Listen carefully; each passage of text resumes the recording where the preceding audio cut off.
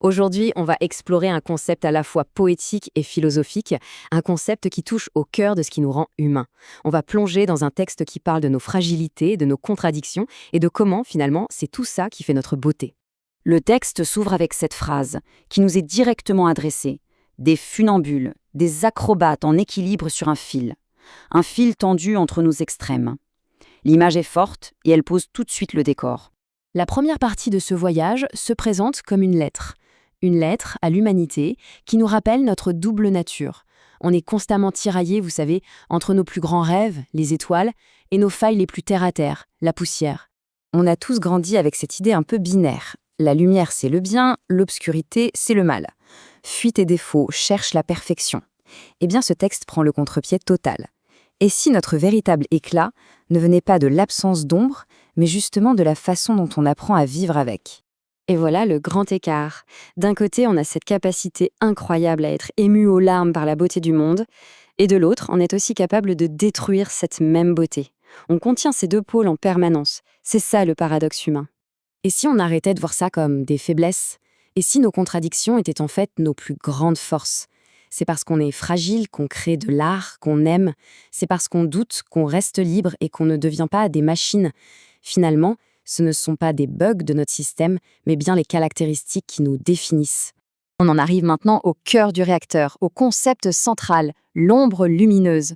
Et attention, ce n'est pas juste une jolie formule, c'est une toute nouvelle façon de penser ce que ça veut dire exister. La définition est d'une simplicité géniale.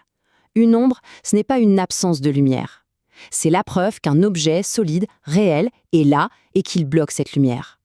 Nos défauts, nos peurs, nos échecs, c'est notre ombre.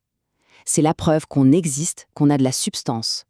Vouloir effacer son ombre, c'est vouloir devenir transparent, ne plus exister. Cette idée, ce n'est pas la première fois qu'on l'entend. Le grand Leonard Cohen l'a magnifiquement résumé dans cette phrase. Ce n'est pas malgré nos fissures que la lumière entre, c'est grâce à elle. Nos imperfections sont les portes d'entrée de la compréhension. Alors, pour creuser un peu plus, l'auteur nous présente un concept qui s'appelle la philittérature. C'est un mot un peu savant, mais l'idée est simple. C'est le point de rencontre entre la logique pure de la philosophie et le souffle, l'émotion de la poésie. La philittérature, en fait, c'est refuser de choisir son camp. C'est dire qu'on a autant besoin d'équations que de métaphores pour essayer de comprendre le monde et notre place dedans.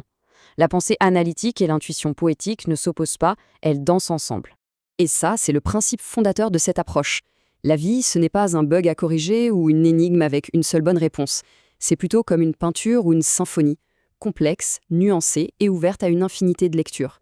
Pour que tout ça devienne vraiment concret, le texte nous propose une scène, comme dans un film.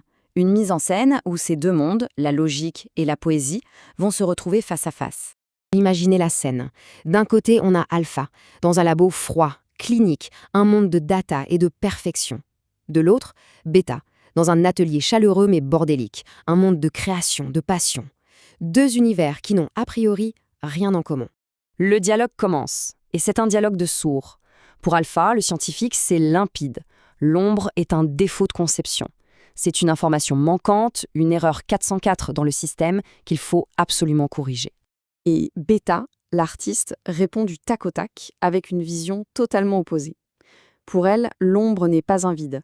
Au contraire, c'est la matière première. C'est l'encre avec laquelle on écrit nos vies. Sans encre, la page reste désespérément blanche. Et c'est là que l'ombre lumineuse elle-même fait son apparition. Elle ne prend pas parti, elle se contente de montrer un chemin. Et son premier message, c'est cette idée de Cohen.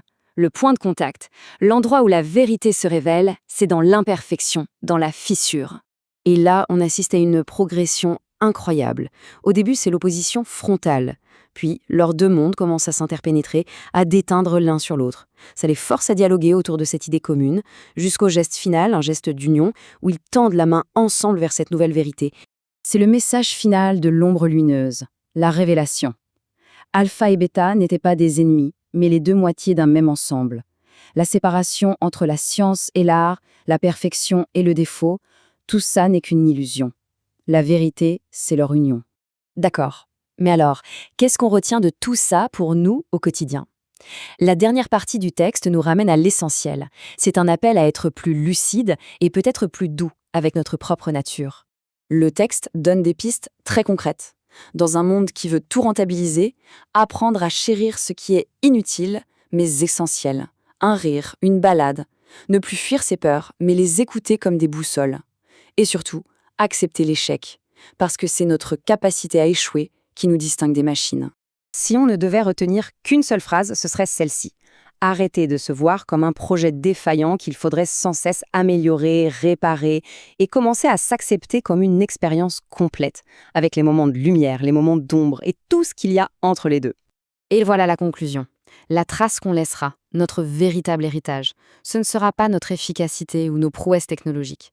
Ce sera notre capacité à avoir gardé un cœur tendre, à être resté vulnérable et humain dans un monde qui nous pousse sans cesse à nous endurcir. Le texte se termine en nous renvoyant à nous-mêmes. La question finale, elle est pour chacun de nous. Quelle est cette part d'ombre, cette faille, cette peur que l'on traîne? Et si, au lieu d'en avoir honte, on la voyait pour ce qu'elle est vraiment, la preuve la plus éclatante qu'on est bien là, bien vivant, debout, en plein soleil?